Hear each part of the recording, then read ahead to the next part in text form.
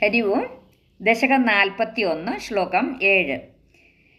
ഗൃഹേഷു തേ കോമളരൂപഃ സമിധ കഥാ സങ്കുലിതാ കമന്യഃ വൃത്തേഷു കൃത്യേഷു ഭവൻ നിരീക്ഷാ സമാഗതാ പ്രത്യഹമത്യനന്ദൻ.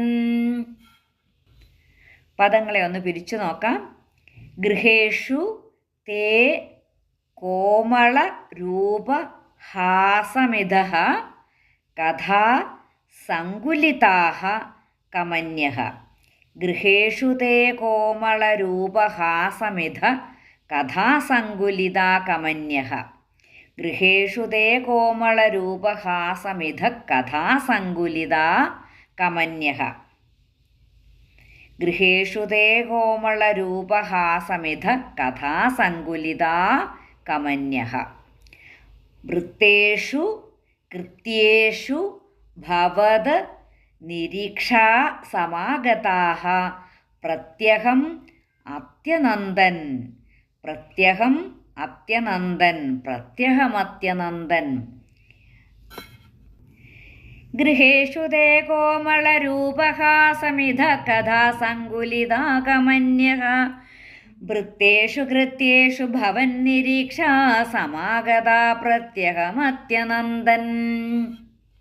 ശ്ലോകം 7 അന്വയവും അർത്ഥവും നോക്കാം. അന്വയം: കമന്യഃ ഗൃഹേഷു തേ കോമളരൂപഹാസമിധഃ കഥാസങ്കുലിതാഃ കൃത്യേഷു വൃത്തേഷു സത്സു ഭവൻ നിരീക്ഷാ സമാഗതാഃ പ്രത്യഹം അത്യനന്ദൻ. കമന്യഃ ഗോപസ്ത്രീകൾ. ഗൃഹേഷു തേ കോമളഹാസരൂപമിധ കഥാസങ്കുലിതാഃ. ആ ഗോപസ്ത്രീകൾ അവരവരുടെ വീടുകളിൽ അങ്ങയുടെ അത്യന്ത സുന്ദരമായ ആകൃതിയെയും പുഞ്ചിരിയെയും പറ്റി പരസ്പരം സംസാരിക്കുന്നതിൽ തിരക്കിട്ടവരും. കമന്യഃ ഗൃഹേഷു തേ കോമളരൂപഹാസമിധഃ കഥാസങ്കുലിതാഃ കൃത്യേഷു വൃത്യേഷു സത്സു ഭവൻ നിരീക്ഷാ സമാഗതാഃ.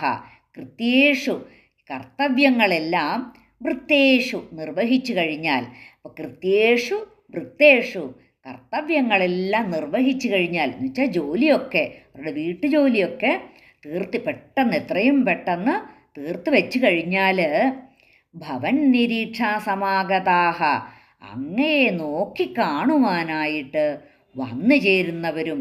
എവിടെയാണ് അങ്ങയെ നോക്കിക്കാണുവാനായിട്ട് വരുന്നത്? നന്ദഗോപരുടെ ഗൃഹത്തിൽ. അവിടെ അടുക്കലുള്ള ഗോപികാമാരെല്ലാം അവരവരുടെ വീട്ടിലെ ജോലിയൊക്കെ ഇത്രയും പെട്ടെന്ന് തീർത്ത് വെച്ച് കഴിഞ്ഞിട്ട് നന്ദഗോപരുടെ ഗൃഹത്തിൽ അങ്ങയെ നോക്കിക്കാണുവാൻ വന്നു ചേരുന്നവരുമായിട്ട് പ്രത്യഹം അത്യനന്ദൻ ഓരോ ദിവസവും ഏറ്റവും ആനന്ദിച്ചുവല്ലോ. ഓം ഈ ഗോപികമാർ നിന്തിരുവടിയുടെ ആകാര സുഷമയെയും പുഞ്ചിരി കൊഞ്ചലിനെയും ഒക്കെ അന്യോന്യം വർണ്ണിച്ചുകൊണ്ട് ആ വീട്ടുജോലികളൊക്കെ ചെയ്തു തീർക്കും. ആ പ്രവൃത്തികളൊക്കെ, ആ ജോലിയൊക്കെ തീർന്നു കഴിഞ്ഞാൽ ഉടനെ തന്നെ നന്ദഗോപരുടെ ഗൃഹത്തിലേക്ക് ആ അങ്ങയെ കാണാനായിട്ട് വേഗത്തിൽ വന്നു ചേരുകയാണ് ചെയ്യുന്നത്. ഗൃഹേഷു തേ കോമളരൂപഹാസമിധ കഥാസങ്കുലിതാ കമന്യഃ വൃത്തേഷു കൃത്യേഷു ഭവൻ നിരീക്ഷാ സമാഗതാ പ്രത്യഹമത്യനന്ദൻ.